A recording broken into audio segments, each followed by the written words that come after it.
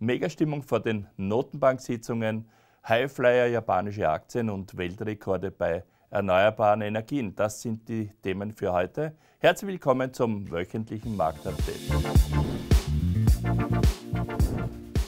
Megastimmung vor den Notenbanksitzungen. Warum? Einerseits, weil wir weder von der FED noch von der EZB eine Abweichung vom kommunizierten Pfad erwarten. Auf der anderen Seite, weil wir mit den gestern veröffentlichten US-Inflationsdaten für Mai die Erwartungen einmal mehr bestätigt wurden oder haben. Die Gesamtinflation sinkt auf das tiefste Niveau seit März 2021. Die Kernrate überrascht ebenso mit einem leicht tieferen Wert und ein rascher Blick auf die volatilen Komponenten Nahrung und Energie bestätigen die Richtung. Und nein, das Minus ist kein Fehler. Gleiches gilt übrigens für die Einzelhandelspreise in Österreich, die mit minus 4,7% angeschrieben haben. Somit wird von der FED heute keine Änderung erwartet, alles andere wäre überraschend. Die EZB wird am Donnerstag und im Juli anheben, damit bleibt uns der Sommer, um Rückschlüsse aus den Daten zu gewinnen. Ein Satz noch zur Lebensmittelinflation. Hier wird befürchtet, dass einzelne Kaffeesorten, Zucker und Kakao durch das Wetterextrem El Niño teurer bleiben. El Niño beschreibt ungewöhnliche Meeresströmungen im Südpazifik, die zu Starkregen, Stürmen und Trockenheit in Südamerika, dem pazifischen Raum und Afrika führen. Das Klimaphänomen hat also Auswirkungen auf die Ernteerträge. Kaum vorstellbar, Japan ist der bestperformende Markt mit fast 30% seit Jahresanfang in der entwickelten Welt. Was spricht für den Markt, der ca. 6% des weltweiten Aktienindex MSCI World ausmacht?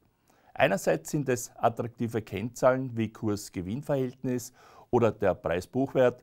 Andererseits ist es der strukturelle Wandel, darunter versteht man die Abkehr zum Beispiel vom Senioritätsprinzip. Das heißt, man kann in jungen Jahren schon Führungskraft werden in japanischen Unternehmen. Die Tokyo Stock Exchange zwingt die Unternehmen zu Effizienzsteigerungen, denn wenn der Buchwert unter 1 fällt, dann droht ein Ausschluss aus dem Hauptsegment. Inflation bietet den Unternehmen erstmals seit 30 Jahren Preisspielraum und durch die Abwertung des Yen profitieren der Tourismus und auch die Exporteure gewaltig. Nachhaltigkeit wie Governance, Energie- und Klimaschutz sind noch ziemlich klein geschrieben in Japan. Aber auf der anderen Seite Armut, Gesundheit, Bildung und gute Arbeitsrechte, da schneiden sie sehr gut ab. Zusammengefasst sind japanische Werte attraktiv, der strukturelle Wandel bietet Chancen und nicht zu vergessen, Japan hat die richtigen Sektoren. Die positiven Trends sind Technologie, Halbleiter, Digitalisierung, Roboter oder Automatisation. Für uns heißt das ein etwas höheres Gewicht von japanischen Werten bei unserem Megatrendfonds. 440 Gigawatt, Weltrekord beim Zubau erneuerbarer Energie für 2023. Das war die Schlagzeile der Internationalen Energieagentur. Treiber sind einmal mehr die hohen Preise von Öl, Gas und Kohle und natürlich die Versorgungsunsicherheit, die dazu führt, dass in Wind- und Photovoltaik investiert wird. Wie viel sind in etwa die 440 Gigawatt? Das ist etwas mehr als die Energie, die wir in Österreich im Jahr verbrauchen. China steht mit der Hälfte des Zubaus ganz vorne, Europa, die USA und Indien folgen. Und ein Beispiel, einer der weltweit größten Windparks an Land soll in Ägypten entstehen. Finanziert wird der Park durch die Vereinigten Arabischen Emirate. Auch Frankreich setzt in Zukunft verstärkt auf Wind. Dieser soll aber offshore, das heißt am offenen Meer, produziert werden.